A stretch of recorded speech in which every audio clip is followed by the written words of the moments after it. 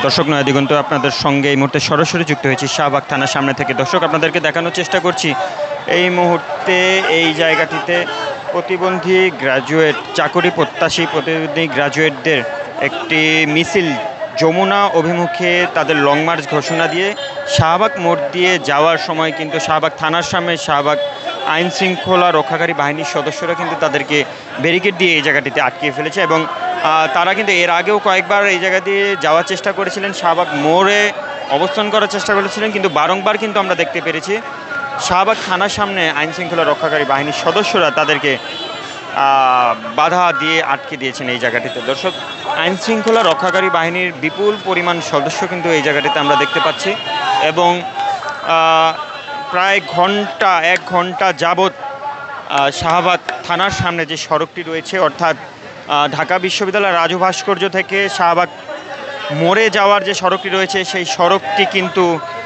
সম্পূর্ণভাবে বন্ধ আছে এবং যান চলাচল অস্বাভাবিকভাবে রয়েছে এবং আমরা দেখতে পাচ্ছি যে এই জায়গা দিয়ে গত 1 থেকে 1.5 ঘন্টা যাবৎ কোনো যানবাহন চলাচল করছে না। বিপরীতমুখী যে লেনটি রয়েছে সেখান দিয়ে কিন্তু যানবাহনগুলো চলাচল করছে। আমরা দেখতে পাচ্ছি এখানে চাকরি প্রত্যাশী গ্রাজুয়েট প্রতিবন্ধী অনেক চাকরি প্রত্যাশীরা এখানে অবস্থান করছে।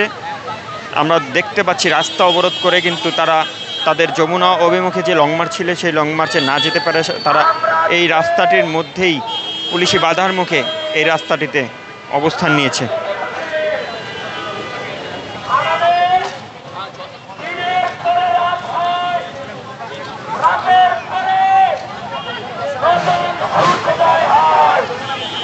কিন্তু যমুনার কোনো সূর্যোদয় হয় না।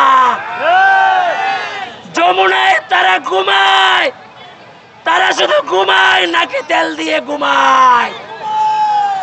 আমরা রাজপথে এসেছে যমুনাতে নতুন সূর্যোদয় করার জন্য।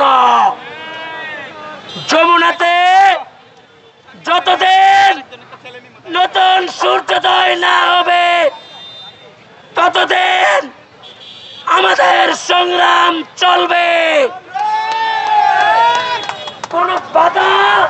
দর্শক, কিছুক্ষণ আগে কিন্তু আমরা দেখতে পেরেছিলাম এখানে যে চাকরি প্রত্যাশী প্রতিবন্ধী যারা রয়েছে তারা কিন্তু এই ব্যারিকেডগুলো এখান থেকে কয়েকবার টানাহাসড়া করে সরিয়ে ফেলার চেষ্টা করেছিলেন, কিন্তু আইন শৃঙ্খলা রক্ষাকারী বাহিনীর সদস্যরা কিন্তু তাদেরকে এই জায়গাটি দিয়ে একটি শক্ত বলয় তৈরি করে রেখেছে, যার ফলে তারা কিন্তু এই জায়গাটি অতিক্রম করতে পারেনি এবং আমরা কয়েকজনকে দেখেছিলাম ঝুঁকি নিয়েই কিন্তু এই যে ব্যারিকেডগুলো রয়েছে সেই ব্যারিকেডের উপর দিয়ে কিন্তু তারা ঠিক ওই দিকটাতে শাহবাগ মোড়ের দিকটা অর্থাৎ যমুনা অভিমুখে যাওয়ার চেষ্টা করেছিলেন, কিন্তু আইন শৃঙ্খলা রক্ষাকারী বাহিনীর বাধার মুখে কিন্তু তারা ওখানে যেতে সক্ষম হয়নি। দর্শক,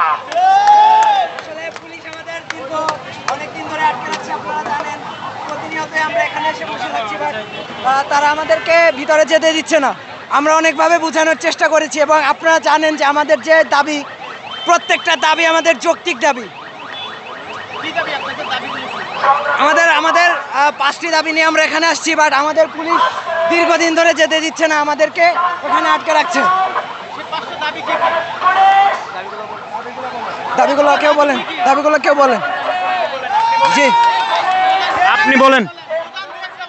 জি, আমাদের চাকরি নিয়ে আমরা যারা গ্র্যাজুয়েট কমপ্লিট করেছি অনেকে এখানে আছে এবং আমাদের পড়াশোনা শেষে আমাদের চাকরি নিশ্চিত করতে হবে এবং আমাদের যে শ্রুতিলেখক, এই শ্রুতিলেখকের যে বর্তমানে যেভাবে হয়ে থাকে এটি সংশোধন করতে হবে এবং আমাদের এছাড়া আরও বেশ কয়েকটি দাবি আছে।